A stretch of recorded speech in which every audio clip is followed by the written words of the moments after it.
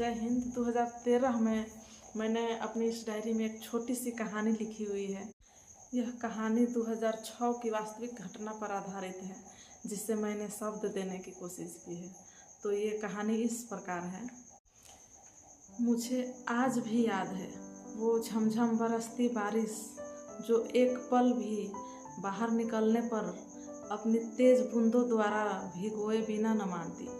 उसकी छम छम की आवाज़ जो उस पल को अपने वश में किए जा रही थी। आसमान में घनघोर बादल उमड़ घुमड़ रहे थे और गरज भी रहे थे, किंतु इतनी तेज नहीं जिससे धरती कांप उठे और हमें झकझोर दे। हम आंगन के पास खड़े कभी आकाश में दौड़ते हुए बादल को देखते, तो कभी उसकी बड़ी बड़ी बूंदों को। लगातार आधे घंटे तक ये कुदरती नज़ारा यूं ही चलता रहा। कुछ देर बाद अपनी बड़ी बूंदों को धरती पर गिरा बादल अचानक शांत हो गए। आसमान नीला और साफ दिखाई दे रहा था। उसमें हल्की हल्की सफ़ेद बादल मंडरा रहे थे। ठंडी हवाएं धीरे धीरे चल रही थी, जो शरीर को छूती हुई आगे बढ़ रही थी, जिससे शरीर सिहर उठता था। मैं अपनी एक सहेली के साथ बाढ़ देखने गई।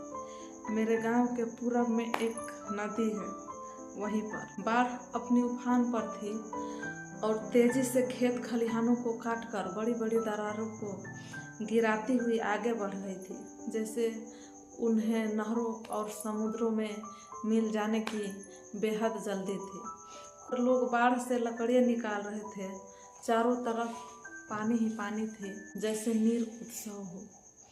हम नदी के ऊंचे किनारे पर बैठकर कभी उत्तर दिशा में देखते, जहाँ से उफनती कूदती बाढ़ की तेज धारा आ रही थी, तो कभी दक्षिण दिशा में तीनों नदियों की संगम स्थली को देखते, जहाँ तीनों नदियाँ मिलकर विकराल रूप धारण कर लेती।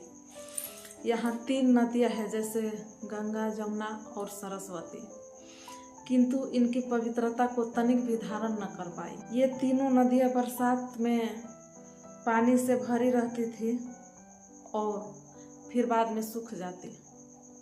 जब बाढ़ आती तो पानी ऊपर की तरफ उफानती, जिससे झाग उत्पन्न होता है। हम उस झाग को हाथ में लेकर खेलते थे। इंसान चाहकर भी प्रकृति को अपने वश में नहीं कर सकता, किंतु न चाहते हुए भी उसके वश में चला जाता है, और हम भी प्रकृति के सौंदर्य में डूब चले थे। घर पर मम्मी पापा इंतजार कर रहे होंगे, इसका भी ख्याल नहीं रहा।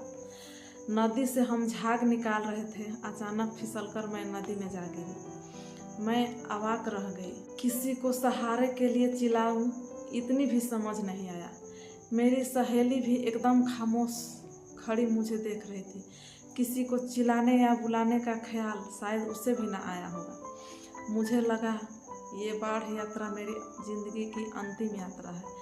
कुछ पल के लिए मेरी सांसें खामोश बिल्कुल शांत हो गई थी और मुंह खुली की खुली रह गई थी। लग रहा था जैसे स्वर्ग बहुत नज़दीक आ गया है और मैं इस नर्क के भीड़ भाड़ से बहुत दूर जाती। जिंदगी और मौत का फासला बहुत कम लग रही थी, फिर भी मुझे स्वर्ग प्राप्ति से अच्छा नर्क ही लग रही थी। मेरे गले तक पानी जैसे गला दबोच रही हो और मुझे मार डालना चाहती हो।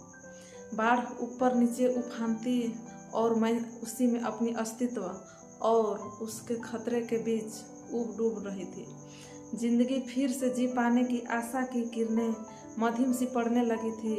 लहरों के आरोह अवरोह में मैं जैसे मौत और जिंदगी के बीच हिलोरे ले रही थी। मैं किधर की ओर ज्यादा झुक जाऊं या कौन मुझ पर भारी पड़ जाए, समझ नहीं आ रहा। डर इतनी गहराई तक हृदय को छू गई थी, जिसे शायद ही मैं शब्दों में बयान कर पाऊं। मैं लगातार अपने हाथ तट के तरफ बढ़ा रही थी, इस उम्मीद में कि शायद बाढ़ रूपी इस अमावस्या की अंधेरी में संभावनावश जीवन रूपी पूनम की किरण मिल जाए। अचानक तट से एक खर की पुलाई हाथ में आ गई, जिसे पकड़कर मैं बड़ी तेजी से बाहर आ गई। ये सब इतनी जल्दी हुआ कि मुझे समझ ही नहीं आया कि मैं बाहर कैसे आई। तब तक बारिश भी आ गई थी। मेरी अश्रुधारा और बारिश की धारा समान हो गई, जैसे दोनों ने एक दूसरे से नीर साझा कर लिया हो। एक इंसान दूसरा इंसान का जान बचाता है। पर्यावरण इंसान को जीवन देती है, किंतु साक्षात रूप से जान बचाती है, मैंने उस दिन देखा। शायद ईश्वर ने मुझे जिंदगी जीने और जिंदगी समझने को दूसरा मौका दिया था। यह मौका हर किसी को नसीब नहीं होता। बाहर आने के बाद भी मैं लगभग आधे घंटे तक यूं ही कांपती रही। उसके बाद अपनी सहेली के साथ घर आई। मैं पूरी तरह भीग गई थी। घर आते ही दादाजी ने कहा, जल्दी से कपड़े बदल लो, नहीं तो सर्दी जुकाम हो जाएगी। मेरी आंख भर आई। मेरे घर वाले को मेरी तबीयत बिगड़ने का भी इतना डर रहता है। मैं तो मौत के मुंह से बच के आई थी।